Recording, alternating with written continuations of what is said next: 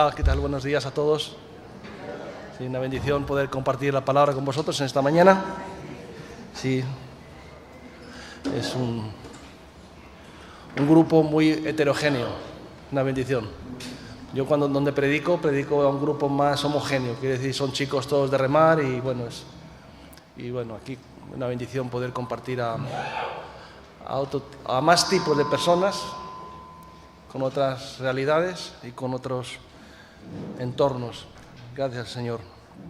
Bien, pues vamos a pasar a compartir la palabra, que es a lo que hemos venido. Amén.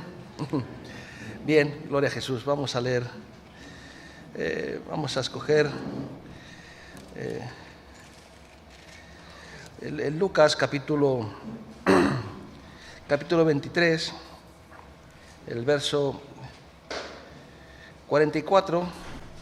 23-44, dice: cuando era la hora sexta, hubo tinieblas sobre toda la tierra hasta la hora novena, y el sol se oscureció y el velo del templo se rasgó a la mitad. Entonces Jesús, clamando a gran voz, dijo: Padre, en tus manos encomiendo mi espíritu. Y habiendo dicho esto, expiró. Bien, es uno de los milagros que ocurrieron el día de la muerte de Jesús, es que dice la palabra del Señor que el velo del templo se rasgó de arriba abajo. Era un símbolo en el que no hay ya barreras para poder tener la revelación de Dios. Dios quiere que el pueblo de Dios tenga revelación. La revelación es cuando se quita el velo, se quitan los impedimentos y uno entiende y comprende el plan de Dios para tu vida, entiendes los tiempos en que estás viviendo, comprendes, todo aquello que necesitas saber para vivir la vida cristiana. Ahora, si tú no tienes revelación, es como viajar sin tener... Yo recuerdo cuando vivía en Guatemala, tenía un amigo que me llevó alguna vez con su avión, volando por los volcanes, y él me decía: mira, este avión, por ejemplo, cuesta $10.000. Dice, pero todos los instrumentos valen 100.000. O sea, valían 10 veces más los instrumentos de navegación que el propio avión. Porque él me decía: mira, sin instrumentos de navegación no sirve para nada un avión, porque no puedes ni volar con mal tiempo, ni de noche, ni con circunstancias adversas. Entonces, pues nosotros como cristianos, pues si vivimos la vida cristiana sin revelación, es como tener un avión pero que no puedes usarlo porque no sabes dónde vas, ni cómo puedes usar, ni dónde tienes que llegar. Entonces, Dios quiere darnos revelación. Y quiero hablar de las 3 formas en las que Dios se revela al hombre. No son las 3 únicas formas, pero bueno, son 3 maneras o 3 formas en las que Dios se revela a la humanidad. Amén. Bien, empecemos entonces por el principio. La primera forma en la que Dios se revela a la humanidad, desde el principio de los tiempos, en cualquier situación, región del mundo, por muy remota que sea, Dios se manifiesta por la naturaleza. Los cielos cuentan la gloria de Dios y el firmamento su obra. Cada vez más científicos dicen que un poquito de ciencia te aparta de Dios. Mucha ciencia te acerca a Dios. Quiero decir que la ciencia, cuando se estudia con profundidad, tanto en lo grande como en lo pequeño, descubres que ese diseño no puede ser algo que se ha creado, que se ha formado por carambolas cósmicas, digámoslo así, sino que hay un diseñador detrás de todo eso. Dicen que el 90% de los premios Nobel de ciencias son o cristianos o teístas, quiero decir que creen que detrás de la creación hay un diseñador. Ahora, de los de letras, los de ciencias todos son teístas, los de letras prácticamente el 30%, y los de ciencias sociales ninguno. Quiero decir que los políticos son los que menos creen en Dios. ¿Por qué? Porque ellos creen que el Estado es Dios y nos quieren hacer creer que todos tenemos que adorar el sistema de este mundo, pero nosotros no, nosotros sabemos que hay un Dios. Entonces, el que estudia lo grande y lo pequeño, los que van a investigar en la física cuántica las partículas subatómicas, y descubren que detrás de todo eso, al final llegan a la conclusión de que hay un Dios, y el que estudia el universo y los grandes eventos y profundos de la naturaleza también llegan a la conclusión. Cuando nació Jesús, creo que solamente 2 tipos de personas reconocieron que Jesús había nacido. Uno, los pastores, y otros, los magos de Oriente. Y los 2 eran 2 tipos de personas que estaban en contacto con la naturaleza. Unos observando el universo y los otros en las vigilias de la noche pasando frío y cuidando las ovejas. Quiero decir, aunque a un ángel se les acercó, ¿verdad? Pero quiero decir que la naturaleza siempre nos habla de Dios, siempre, siempre, siempre, siempre. La palabra de Dios nos dice, bueno, prácticamente todas las parábolas de Jesús son cosas que tienen que ver con lo natural.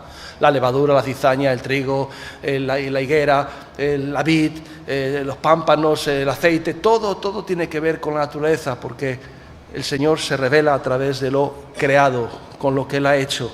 Ahora dice la palabra de Dios, para que no veáis que solamente es un argumento personal o mío, sino que en Romanos capítulo 1 dice, porque la ira de Dios se revela desde el cielo. Dios se enoja desde el cielo contra la impiedad e injusticia de los hombres que detienen con injusticia la verdad. Está diciendo que Dios se enfada con aquellos que con mentiras, con engaños, nos quieren hacer creer que Dios no existe.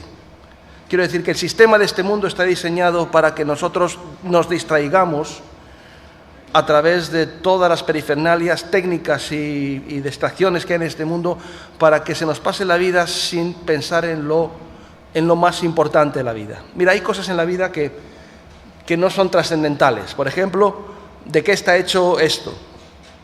Pues es metacrilato, me imagino, pero no tengo mucho interés, o bueno, podría tener interés, pero no me va a cambiar la vida mucho si no sé realmente de qué material está hecho este púlpito. Pero hay cosas que sí son importantes que hay que saber, sobre todo, como dice la palabra de Dios, saber que uno va a tener una cita ineludible con la muerte y uno sabe que detrás de eso tiene que haber algo más. Entonces es importante. Entonces yo pienso que los ateos es una etapa transitoria. Quiero decir que uno puede ser ateo transitoriamente, pero no puede ser ateo indefinidamente, porque es imposible. Cualquier hombre tiene mecanismos místicos que lo llevan siempre a pensar en la trascendencia. De hecho, tú vas a cualquier tribu más remota, de cualquier selva más escondida, de la isla más lejana, y encontrarás que los indígenas tienen una sensación o una búsqueda de lo trascendente, porque lo han observado en la naturaleza y no saben expresarlo, quizás con tambores o quizás creyendo que... Pero todo ser humano ha sido creado y tiene esa necesidad y esa búsqueda de la trascendencia. Por eso digo que los ateos no son ateos, sino que es una decisión. Hay gente que no es que no crea en Dios, sino que no quiere creer en Dios. Yo pienso que no hay personas que no creen en Dios, sino que no quieren que haya un Dios. ¿Por qué la gente no quiere que haya un Dios? Porque si hay un Dios, yo tengo que dar cuentas a ese Dios. Si hay un Dios, yo tengo que ser consecuente con mi vida y con lo que estoy haciendo en esta tierra. Si hay un Dios, yo ya no soy Dios, hay otra cosa.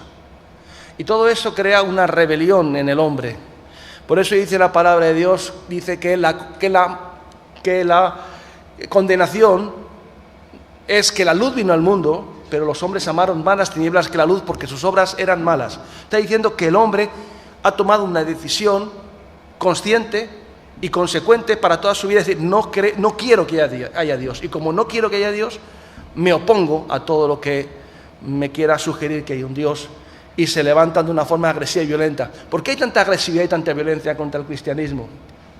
No es otra cosa, sino porque el cristianismo y la verdad de Dios provoca una presión, un choque contra aquellas personas que dicen no hay Dios porque no quiero que haya Dios. Entonces,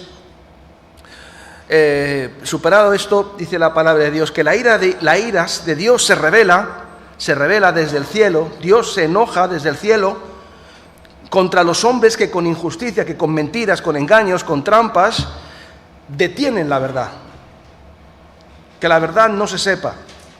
Dice, por lo que de Dios se conoce, les es manifiesto, pues Dios se lo manifestó. Dice, porque las cosas invisibles de Él. Y dice, su eterno poder y deidad.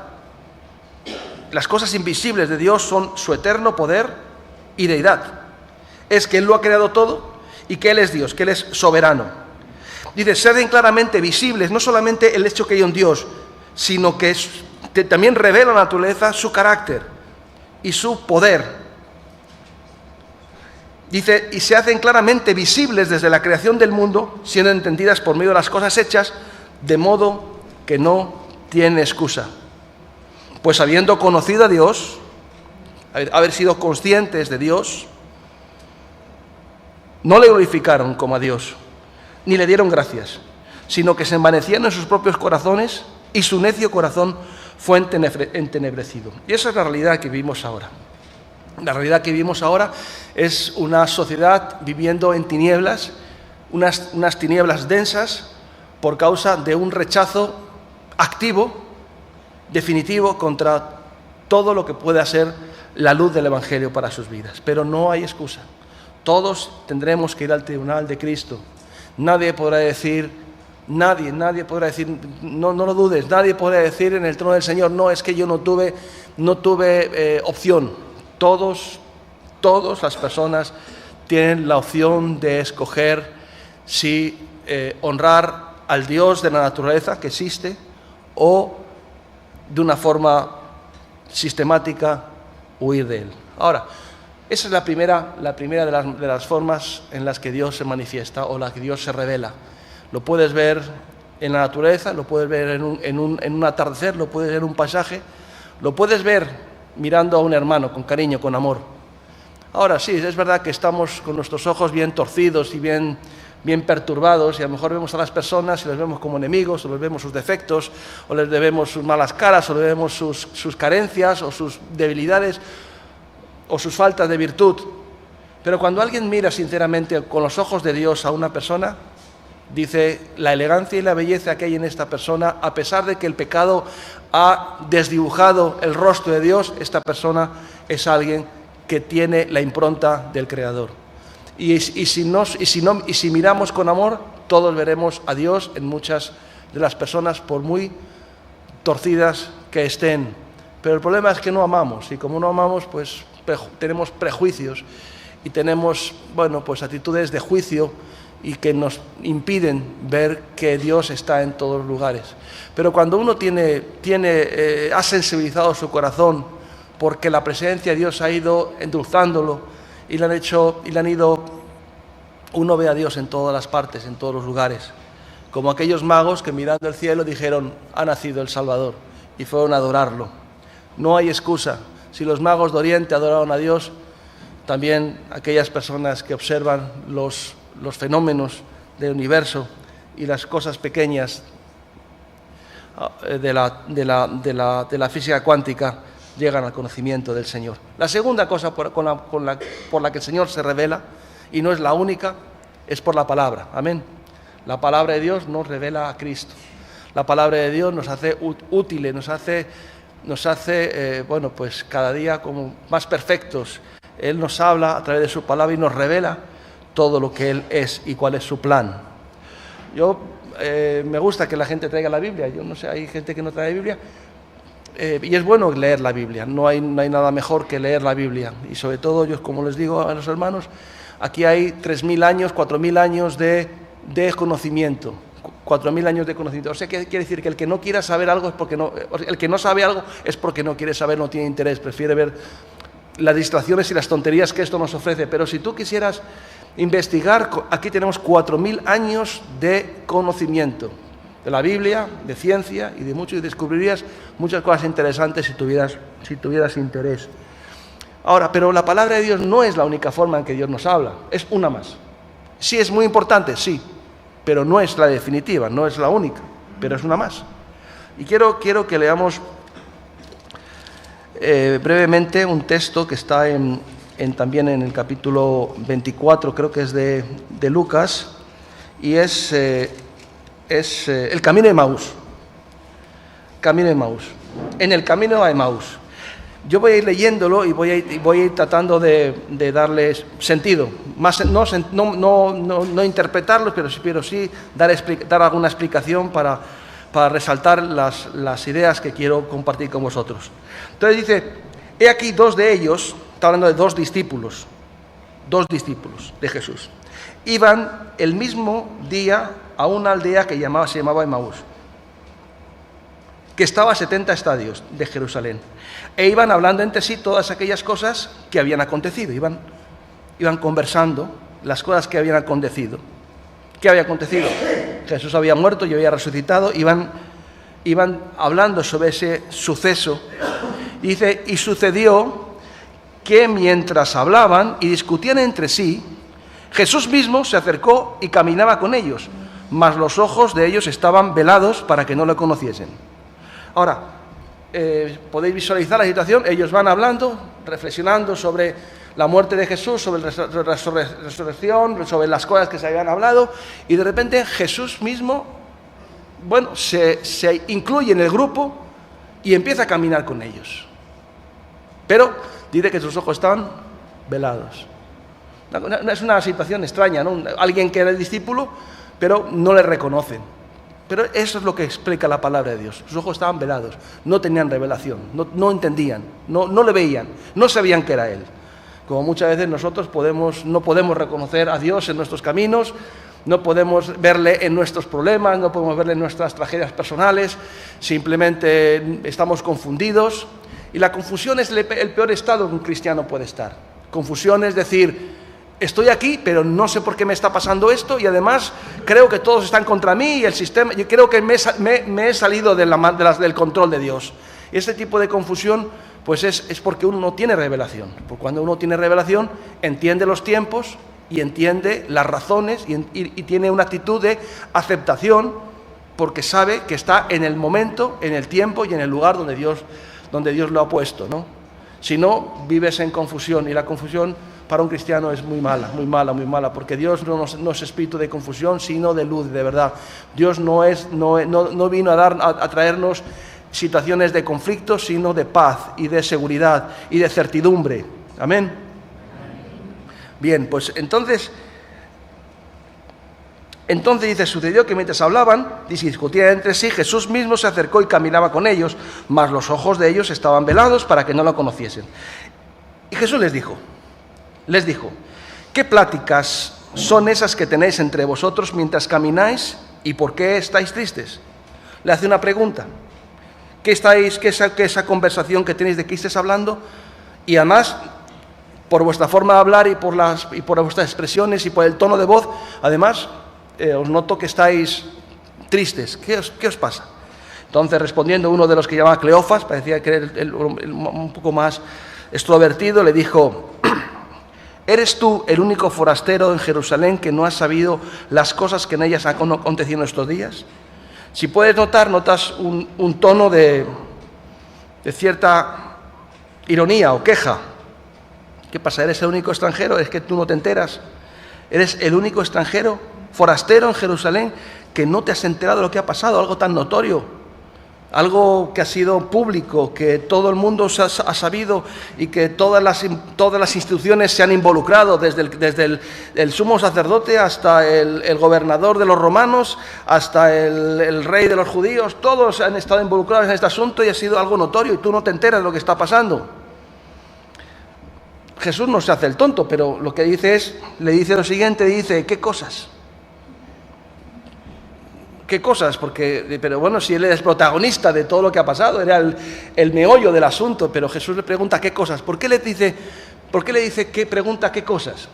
Porque le está tirando la lengua, porque necesita que ellos expresen su amargura, el dolor, su confusión, sus dificultades al entender la realidad, y porque quiere poner unas bases para llegar a lo que quiere llegar, pero para eso necesita que ellos expresen lo que hay en su corazón. Entonces ellos dijeron, de Jesús Nazareno, que fue varón, profeta y poderoso en obra y en palabra y delante de Dios y todo el pueblo, y cómo le entregaron los principales sacerdotes, nuestros gobernantes, sentencia de muerte, y le crucificaron. ¿Ves? Están involucrados todos los poderes fácticos y todos los poderes políticos, religiosos, para crucificarle. Pero nosotros esperábamos que Él era el que había de redimir a Israel. Ahora expresa algo que es es síntoma de una decepción. Teníamos la esperanza puesta en Él. Creíamos que Él era el que iba a redimir. Nosotros habíamos confiado en que Él era el Cristo. Dice, y ahora, además de todo esto, hoy es el tercer día que esto ha acontecido, aunque también nos han asombrado unas mujeres que entre nosotros, las que antes del día fueron al sepulcro. Y como no hallaron su cuerpo, vinieron diciendo también que habían visto visión de ángeles, quienes dijeron que Él vive. Y fueron algunos de nosotros al sepulcro y hallaron así como las mujeres habían dicho, pero a Él no le vieron. Diciendo, mira, pues ha muerto Jesús, pusimos nuestras esperanzas de Él, lo hemos visto muerto, ha muerto, pero incluso unas mujeres un poco histéricas, ya sabes que las mujeres son muy emocionales, y se han dejado llevar por la pasión, dicen que ha resucitado, pero nosotros no lo hemos visto. Quiero decir que el grado de confusión y decepción que estos tenían, pues era grande, ¿no? Ahora, podíamos entender y comprender que si Él quisiera revelarse, simplemente tenía que haber dicho, oye, mira, que soy yo. Pero Él no hizo eso. ¿Por qué Él no hizo eso? Porque Él podía haberse, quitar la máscara y decir, soy yo. Pero Él no lo hizo. Entonces, ¿cómo Él se reveló a estas criaturas? Decepcionadas, desilusionadas, desanimadas, confundidas. Pues muy sencillo. Entonces, cuando ellos expresaron toda su amargura, todo su sufrimiento, toda su decepción, toda su desesperanza, entonces Jesús empezó a hablar y les dijo, oh insensatos y tardos de corazón para creer todo lo que los profetas han dicho. ¿No era necesario que padeciera estas cosas y entrara en su gloria? Y comenzando desde Moisés y siguiendo por todos los profetas, les declaraba lo que todas las Escrituras decían de Él. O sea, yo no sé exactamente cuánto distancia habrá desde Jerusalén hasta Emaús, pero sería un buen trecho porque la conversación sería un poquito larga cuando Jesús empezó a hablarles de todo lo que la Biblia dice. Empezó a hablarles, empezó a predicarles. No se reveló. Todos quisiéramos ver efectos especiales y quisiéramos muchas veces que, no sé, ocurrieran cosas que nos, Señor, pues si es de ti, o que ocurra esto, que un milagro, que no sé, pruebas gedeónicas y todas esas cuestiones. Pero a veces Dios no nos quiere revelarse a nosotros impactando nuestras emociones o haciendo cosas dramáticas para que creamos. No, en este caso no fue así. Jesús podía haber hecho algo muy dramático. Podía haber enseñado desde el primer momento sus manos heridas y su costado ensangrentado. Pero no lo hizo.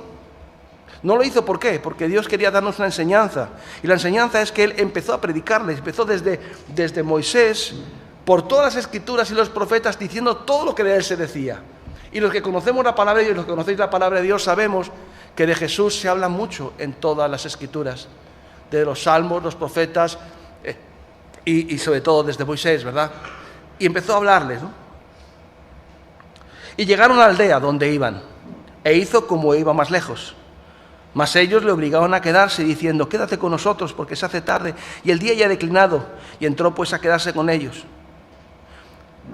Dice, y aconteció que estando sentado con ellos a la mesa, tomó el pan y lo bendijo y lo partió y les dio. Entonces les fueron los ojos abiertos, los ojos y le reconocieron, mas él desapareció de su vista. Entonces se dieron cuenta de que él era Jesús. No lo habían reconocido ni por su aspecto, no lo habían reconocido ni por su expresión personal, de decir soy yo, ni habían visto nada que les pudiera señalar que era Jesús. Pero al hablarle las Escrituras, al hablarle todo lo que las Escrituras decían, de repente, ¡pum!, entendieron. Ahora, la mayoría de nosotros muchas veces no entendemos porque no leemos las Escrituras, porque no buscamos al Señor en la palabra de Dios.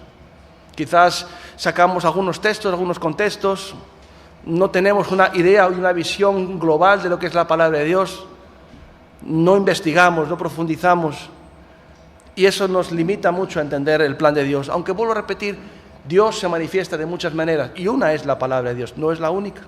Porque si fuera por la palabra de Dios, solamente cogeríamos y leeríamos la palabra y todo el mundo se convertiría. Es como la ley. ¿Tú crees que la ley hace que los países sean democráticos? No. porque si no traeríamos ¿Cuál es el país más democrático del mundo? Bueno, Estados Unidos. Bueno, pues vamos a copiar la Constitución de Estados Unidos y la vamos a repartir por todo el mundo. Pues la mayoría de los países seguirán como son, corruptos, dictatoriales, una democracia aparente, pero detrás trabajan y son los mismos los que gobiernan. Mira, en Estados Unidos pasó una cosa la siguiente: cuando fueron unos investigadores franceses a entender cómo funcionaba la democracia en Estados Unidos en el siglo XVIII, fueron allí, ¿no? Y dijeron, bueno, están los estados del sur y los estados del norte. Y entonces dijeron, bueno, los estados del norte, Mason and Dixon dicen que hicieron una línea que separaba los estados del norte, donde los negros eran libres, y los del sur, donde eran esclavos. Y descubrió lo siguiente, que la gente del sur, los negros del sur vivían mejor que los negros del norte, porque la ley no hace a la gente libre. La gente, según la Constitución, los negros del norte eran libres, pero no les dejaban votar, no les dejaban entrar en los restaurantes, no les dejaban entrar en los medios de transporte, y no podían hacer prácticamente. Y cuando llegó esos investigadores franceses a preguntarles, dijeron, oye, ¿los negros aquí pueden votar? Y dicen, sí. ¿Pero vienen a votar? Y dicen, no. ¿Por qué? Porque si vienen los matamos. En cambio, los del sur, como eran un valor útil, porque eran esclavos y porque les daban muchos beneficios, vivían mucho mejor, más cuidados, y otros mientras vivían en guetos. Los del sur vivían, no estoy haciendo apología de esclavitud, estoy diciendo que las leyes no hacen libres a la gente, y las leyes no cambian los corazones, y las leyes no hacen que seamos cristianos, porque leamos mucho la palabra de Dios. Hay otros factores, pero es un factor más. Tenemos que leer la palabra de Dios. Ahora, el punto que yo quiero compartir contigo, sin distraernos con historias que no corresponden, dice, es que le reconocieron cuando habían escuchado durante un largo rato toda la palabra de Dios. Y aconteció que estando ellos sentados a la mesa, tomó el pan. Entonces les fueron abiertos los ojos y le reconocieron, mas él se desapareció de su vista. Y se decían el uno al otro, ¿no ardía nuestro corazón a nosotros mientras nos hablaba en el camino y cuando nos abría las Escrituras? Ahora, ¿arde tu corazón cuando lees la palabra de Dios? ¿Arde tu corazón cuando la investigas, cuando profundizas, cuando te alimentas de ella? Pues Dios se quiere revelar a través de la palabra. ¿Es la única forma? No. Ahora, ¿cuál es la tercera forma en la que Dios quiere revelarse al hombre? Pues por su Espíritu. No es suficiente. No es suficiente. En la naturaleza tú puedes tener una visión pues muy rústica, digámoslo así, de que hay un ente que ha diseñado todo esto. Con la palabra de Dios puedes perfilar más las cosas y puedes darle más forma a las cosas, pero no es suficiente. Si no, todo el mundo sería cristiano. Solamente con leerle desde pequeños la palabra de Dios ya todo el mundo sería cristiano. Pero ¿cuánta gente ha ido a las escuelas bíblicas de niño? ¿O cuántos hemos escuchado desde niños el Evangelio, pero hemos tenido que tener un nuevo despertar, hemos tenido que tener un nuevo nacimiento del agua y del Espíritu? ¿Por qué? Porque no es suficiente. Si fuera suficiente, pues solamente con Biblia y Biblia y Biblia. Ahora, la palabra de Dios dice que Jesús dice, todavía tengo muchas cosas que deciros, pero ahora no las podéis sobrellevar. Está diciendo, mira, todavía tengo muchas cosas que hablaros, pero todavía no estáis preparados. Pero cuando yo me vaya, enviaré al Consolador y Él os llevará al conocimiento de la verdad, porque tomará de lo mío y os lo hará saber. Entonces ahí se abre otra realidad. No podemos conocer a Dios si no es a través del Espíritu. No podemos tener revelación si no es a través del Espíritu. Ahora, cuando David estaba ya en el último momento de su vida y escribió el último libro, el último salmo, o por lo menos dice en el texto de segunda de Samuel, dice que son las últimas palabras de David. Las últimas palabras de David fueron las siguientes: estas son las palabras del dulce cantor de Israel. El Espíritu de Dios ha estado en mí y ha hablado a través de mi boca. Esas eran las palabras de David. Al final, la consecuencia de su vida no era maté a muchos filisteos, quité muchos prepucios de filisteos, maté a gigantes o establecí un reino estable y realicé políticas que hacen gobernable y creé un Estado sólido. No. Su mayor conocimiento o la idea que él tenía que le daba más valor es que el Espíritu Santo había estado en él y había hablado a través de su boca. Se había hecho real a través de su Espíritu. Por eso en el Salmo 51, cuando él peca gravemente, dice: Señor, no me quites tu Santo Espíritu. Porque cuando uno pierde el Santo Espíritu del Señor, se queda sin dirección, se queda sin revelación, se queda al amparo de las corrientes y las presiones de este mundo, a través de las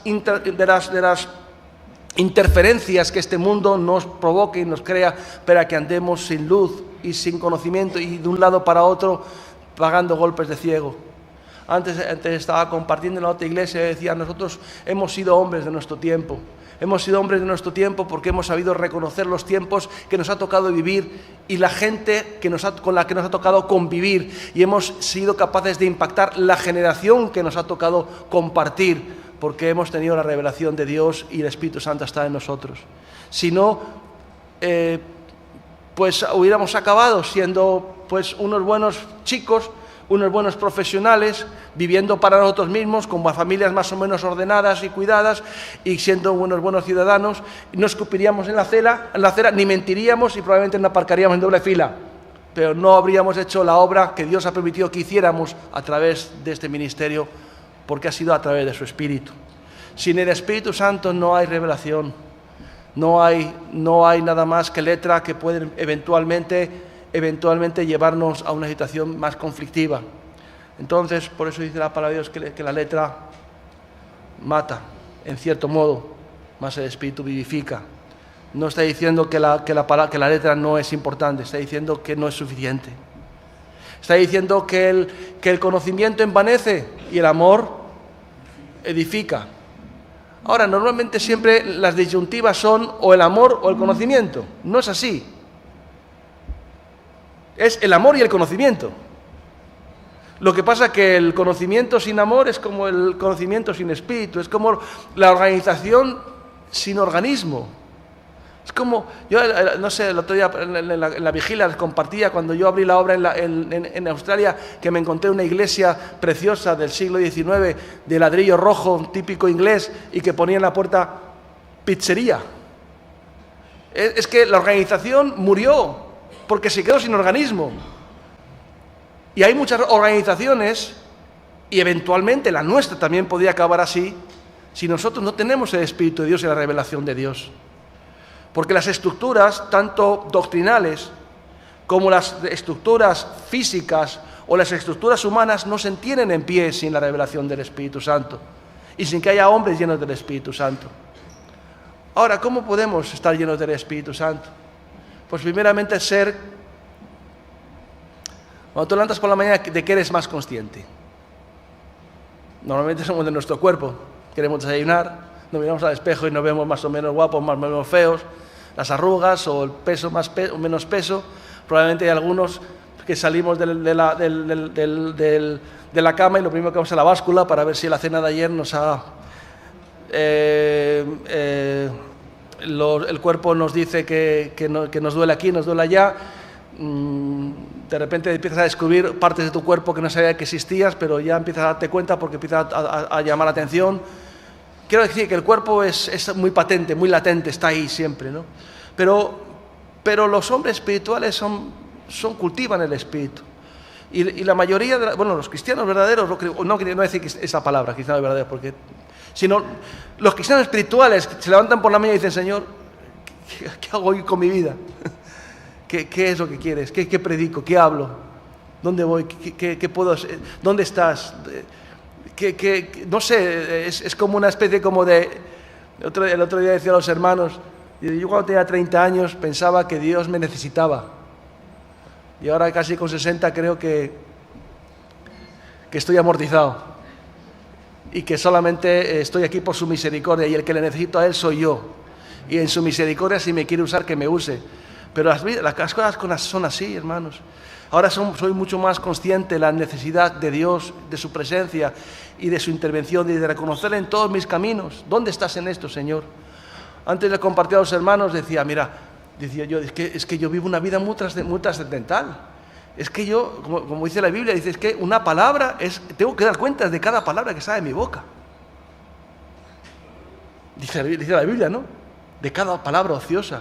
¿Cómo no vamos a vivir una vida trascendental si de cada palabra que salga de nuestra boca, si Él tiene cuidado de nosotros hasta de un pelo cae al suelo, si Él dice que si hasta llamamos necio a alguien bromeando, somos expuestos al juicio, ¿cómo no vamos a vivir? Si miro a una mujer con ojos lujuriosos, estoy fornicando, ¿cómo no voy a vivir una vida en la que siento que es todo trascendente? Pues si todo es trascendente, todo, tengo que dar cuentas de todo, de mis palabras, de mis acciones, de mis miradas, de mis palabras, de la meditación de mi corazón, las palabras de mi boca, todo. ¿Cómo no voy a vivir en el Espíritu diciendo al Señor, Señor, ayúdame para vivir la vida cristiana? Ayúdame, Señor. Porque, no sé, yo a veces leo los libros de la Biblia y al poco tiempo ya me he olvidado de los libros. Y tengo que volver y digo, pero si yo lo he leído 20 veces, pues se me olvidan. Y los vuelvo a leer, a releer. Y ahora con el teléfono me pongo aquí por las noches, digo, voy a escuchar todo el libro tal, y me lo escucho entero y con atención. Pero no es suficiente. La palabra de Dios es como dice, adaptando lo espiritual a lo espiritual. Cuando hay algo espiritual y tienes espíritu, lo puedes adaptar. Es como decir, es que si tengo una casa y tengo un ladrillo, lo puedo encajar. Pero si tengo un montón de ladrillos, ¿dónde los encajo? Si no tengo una visión, si no tengo una revelación. Quiero decir que tú echas un camión de ladrillos aquí, y un camión de cemento y un camión de arena, y no tienes una casa.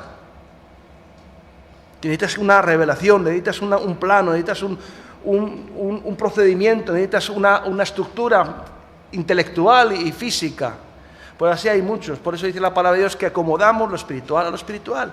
Cuando hay espíritu, todo lo que Dios nos da como herramientas, como elementos de la palabra de Dios lo podemos encajar. Si no hay espíritu, es como un montón de ladrillos. Y así hay muchos cristianos que tienen un montón de ladrillos en la cabeza, pero pegamos ladrillazos eventualmente, porque soltamos fraseologías cristianas, versos sueltos, quizás sin mucha reflexión, ¿no?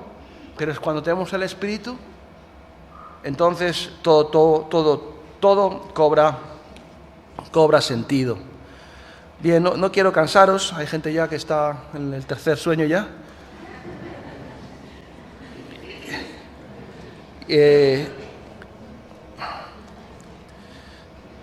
Pero quiero compartir contigo, hay muchos, como puedes entender, así como hay muchos textos que hablan de la importancia de la palabra de Dios, todos hablando de escuchar la palabra de Dios, ponerla en práctica.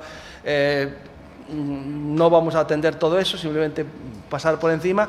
También hay muchos textos que afirman y comprueban y nos dicen que tenemos que tener revelación a través del Espíritu, pero vamos a usar el texto de capítulo 2 de 1 de Corintios porque es el más digamos, el que más recoge el mensaje, quiero decir.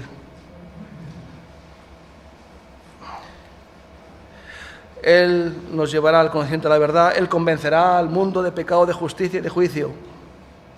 Bien. Dice, sin embargo, capítulo 2, versículo 6 de 1 de Corintios, sin embargo hablamos sabiduría entre los que han alcanzado madurez, sabiduría no de este siglo, ni de los príncipes de este siglo que perecen. Una sabiduría, una revelación, verdades, estructuras espirituales que son reveladas por Dios y que los príncipes de este mundo, que los principales, podemos poner ahí pues a la gente ilustre, económicamente, incluso intelectualmente, pero que no han entendido ni entienden el Evangelio. Dice, mas hablamos sabiduría de Dios en misterio, la sabiduría oculta. Cuando dice que la sabiduría oculta, significa que tú, por mucho que leas la Biblia, hay una sabiduría que es oculta. Hay verdades que necesitan ser alumbradas con la palabra de Dios. De hecho, hay muchos intelectuales que leen la Biblia, pero no encuentran nada más que razones para tropezar en ella, porque no tienen la luz de la palabra. No han nacido del agua y del Espíritu, tropiezan con la palabra. Es como cuando Jesús hizo el primer milagro. El primer milagro que hizo el Señor, ¿cuál fue? Convertir el agua en vino. Pero el punto fue el siguiente. El punto fue que había 6 tinajas de piedra. Quiere decir que el 6 es el tipo del hombre, habla del hombre. Y tinajas de piedra, esa es la realidad del hombre. Ahora, ¿qué es lo que Dios dijo a la gente? Dijo, ahora vosotros vais a llenarlo de agua. Y fueron la gente y echaron 3 cántaros de agua en cada uno. Eso es lo que hacemos los hombres. A las tinajas de piedra, que representan hombres, les podemos echar tinajas de agua. Pero eso no es lo que Dios quiere hacer con nosotros. ¿Qué es el milagro? El milagro es que Dios transformó el agua en vino. Que está hablando del Espíritu que había de venir. ¿Me entendéis lo que quiero decir? Por eso es importante, hermanos, que podemos estar llenos de agua, pero Dios quiere que estemos llenos del Espíritu de nuestro interior. Porque todo lo demás empezará a cobrar sentido y a tener, pues, por eso es tan importante que tengamos vida espiritual. Y luego la vida espiritual, pues, se tiene y luego se cultiva, se mantiene. Dice, más hablamos sabiduría de Dios en el misterio, la sabiduría oculta, la que Dios predestinó antes de los siglos para nuestra gloria. O sea, que Dios ha predestinado revelaciones de Dios para nuestra gloria. ¿Hay algo más glorioso que Dios te revele aspectos de su carácter, de su amor o de su plan de Dios para nuestras vidas? Yo creo que no hay nada más glorioso. ¿Hay algo más glorioso que Dios te hable? ¿Hay algo más glorioso que Dios te revele? Gloria de Dios es encubrir un secreto, más, dice, honra de los hombres, de los príncipes, descubrirlo. Dios esconde cosas, pero para que nosotros busquemos, Dios se podía haber mostrado de una vez, pero Dios nos predica la palabra para que busquemos en ella.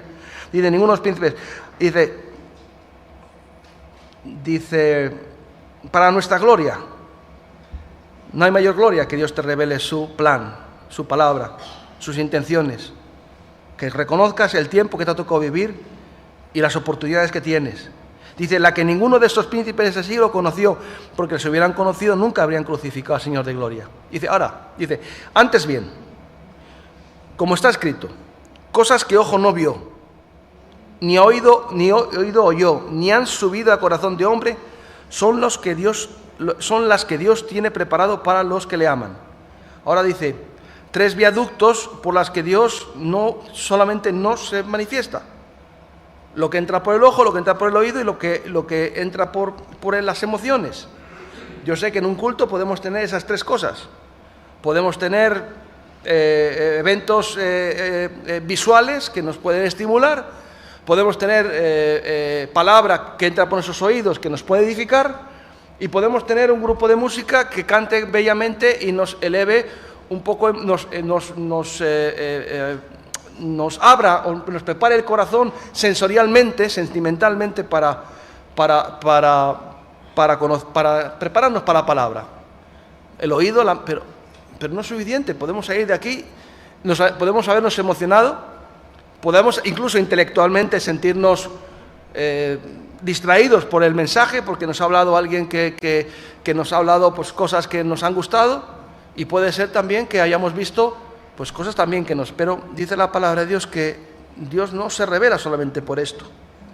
Dice que las cosas ocultas de Dios no se revelan por los viaductos sensoriales. Dice, son las que Dios tiene preparado para los que le aman. Quiere decir, ¿qué es los que le aman? El amor a Dios es algo personal, digámoslo así, ¿no? O sea, tú puedes amar la palabra, o puedes amar la iglesia, o puedes amar tu congregación o tu ministerio, ¿no? Yo he visto muchas personas institucionalizadas que están en la institución porque llevan toda la vida en la institución y dicen, no, es que es la institución y punto, pero su amor por Dios a lo mejor no es tan real, no es tan verdadero, porque están institucionalizados.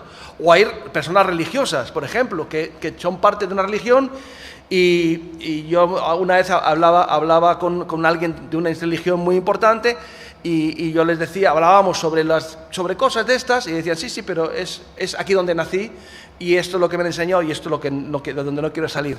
Quiero decir que no había un amor a la verdad, aunque las verdades te puedan producir cierta situación, el amor te lleva a tener una relación con Dios, una relación con Él, una búsqueda de Él.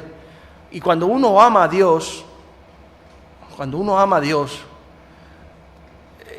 no sé cómo explicarte cómo es amar a Dios, pero amar a Dios es estar pendiente de Él, es admirarlo, adorarlo, es desear estar en su presencia, ver la muerte no como una intromisión de un espíritu inmundo que te mata, sino verlo como una liberación para que ya le veas tal como Él es. No lo sé, amar a Dios es tenerlo en cuenta en todas las cosas, reconocer en todos tus caminos, el no tener tus propios planes y proyectos, filtrarlo todo a través de su carácter, a través de Él, es vivir pendiente de Él. No lo sé, yo por lo menos, yo no sé, yo digo, no soy un hombre de oración así, pero yo no sé vivir sin estar pendiente de Él. De su sonrisa o de su reprobación porque no he hecho las cosas bien. Porque Él no siempre nos sonríe, a veces nos mira un poco con el ceño así fruncido diciendo, otra vez, hijo. Y otra llamando a la puerta, Señor, aquí estoy. Venga, pasa. Joder. Ya las lío otra vez, ¿verdad? Sí. Pero dice la palabra de Dios que los que aman a Dios, dice la palabra del Señor que podemos entrar confiadamente al trono de la gracia y hallar en Él el oportuno socorro. Acerquémonos a Dios y Él se acercará a nosotros. Los que aman a Dios no se acercan a Él diciendo, Señor, aquí estoy porque yo, mira, soy de remar y yo, mira, soy pastor, 40 años de ministerio. Aquí no. Algunos siempre llegan llamando a la puerta y agachan la cabeza y dicen, Señor, ¿puedo pasar? No lo merezco, pero si me dejas pasar, paso. Y si me pides perdonar, no, yo sé que no lo merezco, pero acepto tu perdón, pues sé que eres bueno. Quiero decir que el amor a Dios te hace vivir confiado, ¿no? Es como un niño que viene, es como lo que dice la palabra de Dios, dice, por el Espíritu llamamos a Dios, Abba, Padre. O sea, si no tuviéramos el Espíritu, tendríamos un Padre lejano, severo, que siempre está exigiendo y que nunca le podemos agradar. Pero por el Espíritu tenemos un Padre que es cercano. Decimos Abba Padre significa que es la expresión más coloquial, más íntima con la que nos relacionamos con un padre, pero es por el Espíritu. Si no fuera por el Espíritu, si fuera por la ley o si fuera por el conocimiento, o entraríamos con nuestras propias virtudes y nuestros propios esfuerzos, o no entraríamos porque el orgullo no nos dejaría. Pero el amor sí nos permite entrar en su presencia porque decimos, Señor, yo te amo. Y yo sé que no soy merecedor de tu amor, pero no sé por qué. Pero el amor que tengo por ti pues me lleva a acercarme a ti confiadamente, porque recibo también recíprocamente tu amor, aunque no haya hecho las cosas bien. Entonces dice la palabra de Dios así, dice, pero Dios nos las reveló a nosotros, dice, las cosas son las que Dios tiene preparado para los que le aman, dice, pero Dios nos las reveló a nosotros por el Espíritu, porque el Espíritu lo escudriña aún lo profundo de Dios, todo lo escudriña aún lo profundo de Dios. O sea, lo que hablábamos antes, ¿no? Él os hablará de mí, tomará de lo mío, os lo hará saber. O sea, que el Espíritu Santo toma de Jesús, recibe de Jesús, escudriña el corazón de Jesús y te lo hace saber. Lo que te he dicho antes. Si el Espíritu Santo escudriña el corazón de Jesús y digamos, de alguna forma, extrae del corazón de Jesús todo el amor que tiene por ti, te lo va a traer. Pero si extrae del corazón de Jesús también una amonestación, también te la va a hacer saber. Y tú vas a decir, Señor, sí, pero todavía no puedo, no he cambiado, ayúdame. Bien, pero el Espíritu Santo llegará otro día y te dirá, oye, ¿te acuerdas? Mira, yo sé que tú amas a Dios, pero Dios te está pidiendo que cambies estos aspectos de tu vida. Ah, sí, Señor. Quiero decir que nos escudriña el corazón de Dios, nos lo trae a nosotros, nos lo revela, nos habla de Él porque Él es así. Entonces el Espíritu Santo es fundamental. Dice, porque ¿quién de los hombres sabe las cosas del hombre sino el espíritu del hombre que está en él? Así tampoco nadie conoció las cosas de Dios sino el espíritu de Dios. El espíritu es lo que escudriña, es como el escáner, es como ese, yo qué sé, lo que ponen las mujeres con eso para la ecografía o el escáner que te escanea y te ve a 3 dimensiones tu organismo. Pues así es el espíritu escudriña. Si tú tienes el espíritu, tu espíritu te revela lo que hay en tu corazón, tus malas actitudes o tus cosas que no agradan a Dios, porque Él lo escudriña, es la lámpara, es la lámpara de Dios, es la lámpara que ilumina nuestro ser. Pero nosotros no hemos recibido el espíritu del mundo, sino el espíritu que proviene de Dios, para que sepamos lo que nos ha concedido. Nos ha concedido, pues, no hay mucha explicación, todo lo que Él tiene preparado para nosotros, lo cual también hablamos no con palabras enseñadas por sabiduría humana, sino las que enseña el Espíritu, acomodando lo espiritual a lo espiritual, lo que decía yo antes, que si tú no tienes el Espíritu no puedes construir nada, no puedes coger cosas espirituales de la palabra y edificar nada, porque no tienes revelación. Vuelvo a repetir, tú puedes tener un camión de ladrillos, un camión de cemento, todos los materiales, pero si no tienes la visión, la revelación. Por eso el Señor le dijo a Moisés, mira Moisés, hazlo todo conforme la revelación que se te dio en el monte. Por eso Salomón construyó un templo conforme a la revelación que David recibió. Y David le preparó los materiales, pero materiales sin visión no es nada más que un montón de escombro. Así hay muchos cristianos que tienen mucho escombro, pero no tienen una casa o un perfil de una vida más o menos que tiene una construcción lógica y conforme a la lógica de Dios, ¿no? Porque unos pueden estar en un proceso más o menos elaborado. Yo tengo áreas de mi vida pues, que todavía necesitan mucho trato, otras están un poquito mejor. Hay algunos que están... Quiero decir que cada uno tiene una construcción más o menos, pero como dice la palabra de Dios, el fundamento es Dios y cada uno mire cómo se edifica. Si edificamos con materia lleno de hojarasca, que son materiales perecederos, que no son espirituales, que son de nuestra carne, de nuestras opiniones, de nuestras ideas, o que hemos rescatado del mundo, de Internet, pues al final se nos va a caer en el tenderete y aunque vayamos al cielo, vamos a vivir una vida infructuosa, en la que no hayamos tenido ningún impacto ni para los demás ni para nosotros mismos. Dice, serán salvos así como por fuego. Porque al final la vida cristiana no es solamente ser salvos, la vida cristiana es hacer una trayectoria conforme a un plan de Dios y cumplir los objetivos para los cuales Dios te escogió. Si fuera ir al cielo, pues solamente pues sería, bueno, pues somos el cuerpo de Cristo y como cuerpo representamos, somos la manifestación de Él aquí en la tierra y la proyección de su voluntad. Eso es lo que Dios quiere. Dice, pero el hombre natural no percibe las cosas que son del Espíritu de Dios porque para él son locura y no puede entender porque se han de discernir espiritualmente. Y otro día hablábamos en la entrevista que tuve con Ramón y hablábamos del origen y el principio de esta obra, de este ministerio. Y éramos totalmente ignorantes. No teníamos recursos, no teníamos experiencia, no teníamos nada. Estamos en el paralelo de la inutilidad. Estamos en la pura y santa ignorancia. Éramos indigentes espirituales. Pero había algo que nos diferenciaba probablemente de ahora, y es que al no tener nada, ni poseer nada, todo era pura gracia. Y en medio de ese caos, Dios hacía maravillas.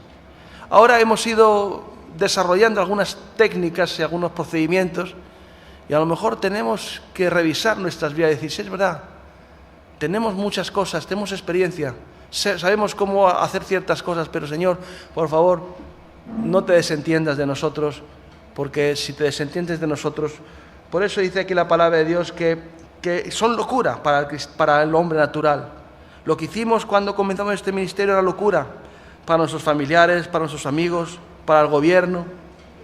Siempre recordaré cuando fui con 19 años, 20 años a hablar a un político y decirle, miren, a un político, a un alcalde de un pueblo importante del País Vasco, llegué allí y le dije, mirad, estamos ayudando a la gente, tenemos 40 chicos que están rehabilitando, y me miró así con cara diciendo, ¿tú de qué lo querido te has escapado?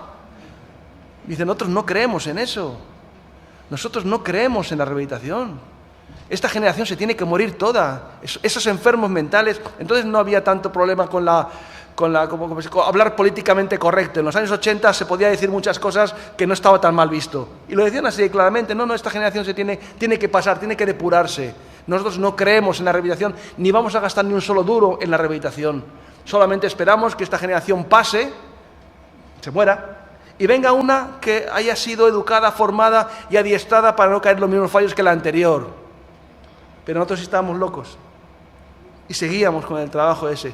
Y si no hubiera sido por eso, pues mira, por muchos de los hijos que estéis aquí no hubierais nacido.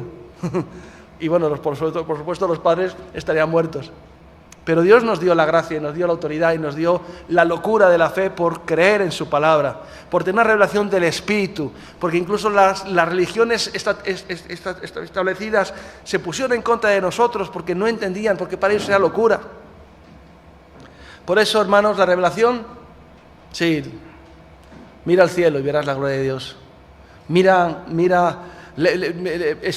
Métete en internet y mira la ciencia cuántica, la mecánica cuántica, y sin saber mucho, simplemente si tienes unas ideas básicas, una educación básica, escucha a los científicos de la mecánica cuántica y verás lo que dicen sobre las partículas subatómicas. Verás lo que dicen viendo qué han encontrado detrás del átomo. El mundo habla de Dios, la Biblia habla de Dios, pero sin el Espíritu, hermanos, puede ser que estemos un poquito cojos. Vuelvo a repetir, un camión de ladrillos no hace que tengamos una construcción. El hombre natural, las cosas del Espíritu, para él son locura y no las puede entender porque parecen discernir espiritualmente. En cambio, el espiritual lo juzga todo. Juzga todas las cosas, pero no es juzgado de nadie. Porque ¿quién conoció la mente del Señor? ¿Quién le instruirá? Más nosotros tenemos la mente de Cristo. Poco a poco vamos teniendo la mente de Cristo. Poco a poco vamos quitando telarañas y quitando conceptos que no le honran, que no le glorifican, que no se ajustan a sus verdades, y vamos sustituyéndolas por verdades espirituales que nos van conformando una mente más espiritual y que reacciona espiritualmente cuando se ve confrontada. No reacciona de forma natural. Bueno, vamos a orar. Le damos gracias a Dios y le pedimos al Señor que derrame de su Espíritu sobre toda carne. En los posteriores tiempos, dice la palabra, derramaré de mi Espíritu sobre toda carne. Tú nos dijiste, me voy, pero os envío al Consolador. Él os hablará de mí. Señor, nos diste a Pablo, que él dijo que no quería hablar con palabras persuasivas de humana sabiduría, sino que él quería hablar con la locura de la predicación, de una predicación dirigida y ungida por el Espíritu. Señor, como Pablo, que todas las cosas serán basura por conocerte a ti, Señor. En el nombre de Jesús te pido que nos ayudes a ser un pueblo que te conoce, que tiene revelación, que reconoce los tiempos